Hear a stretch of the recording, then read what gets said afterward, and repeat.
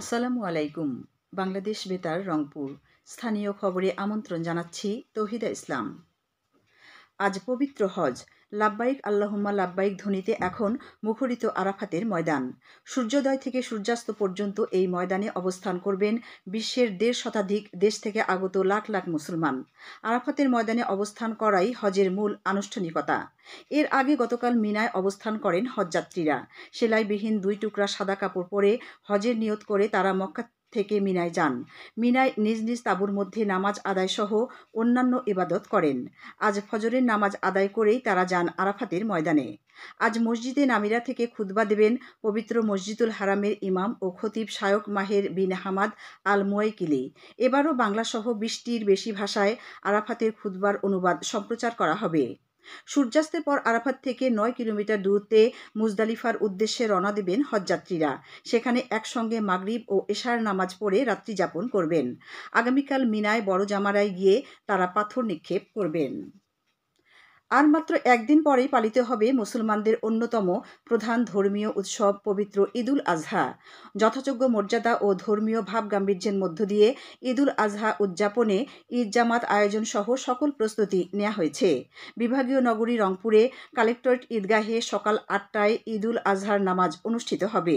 ঈদের দিন আবহাওয়া দুর্যোগপূর্ণ থাকলে ঈদুল আজহার প্রধান জামাত রংপুর জেলা মডেল মসজিদে ২ ধাপে অনুষ্ঠিত হবে।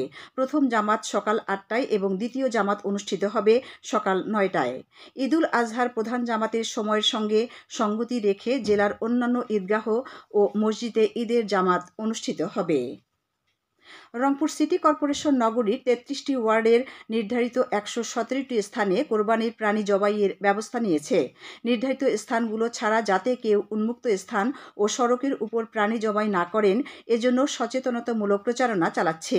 সিটি মেয়র মুস্তাফিজুর রহমান মুস্তফা আজ সকালে আমাদের নগর সংবাদদাতা সিদ্দিকুর রহমানকে জানান, প্রাণী জবাইয়ের স্থান পরিষ্কার রাখার জন্য পরিচ্ছন্নতা কর্মীরা ৩টি জোনে বিভক্ত হয়ে ৩৩টি ওয়ার্ডে বর্জ্য অপসারণের কাজ করবে।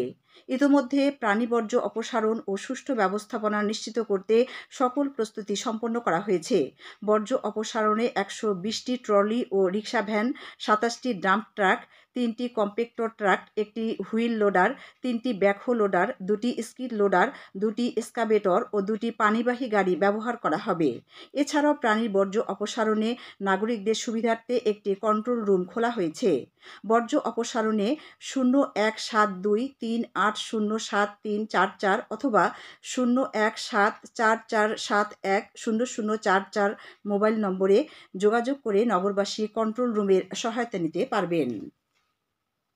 কুড়িগ্রামের রৌমারী ও রাজীবপুর উপজেলায় পবিত্র ঈদুল আজহায় দরিদ্র মানুষের মাঝে ঢাকাস্থ রোটারি ক্লাবের অর্থায়নে প্রয়োজনীয় ঈদ সামগ্রী বিতরণ শুরু হয়েছে। আজ সকালে রাজীবপুর বালিকা উচ্চ বিদ্যালয় মাঠে বিতরণ কাজের উদ্বোধন করেন উপজেলা পরিষদ চেয়ারম্যান শফিউল আলম। কর্মসূচির আওতায় প্রায় ৮০০ দরিদ্র পরিবারে সেমাই, চিনি, চাল, তেল, মশলাসহ প্রয়োজনীয় ঈদ সামগ্রীর একটি করে প্যাকেট বিতরণ করা হচ্ছে। মাধ্যমিক পর্যায়ে নতুন শিক্ষাক্রম বিস্তরণে সরকারের ডিসেমিনেশন অব নিউ কারিকুলাম স্কিমের আওতায় জীবন জীবিকা ও ডিজিটাল প্রযুক্তি এ দুটি বিষয়ে কুড়িগ্রামের ৯ উপজেলায় বিষয়ভিত্তিক শিক্ষকদের প্রশিক্ষণ গতকাল শেষ হয়েছে।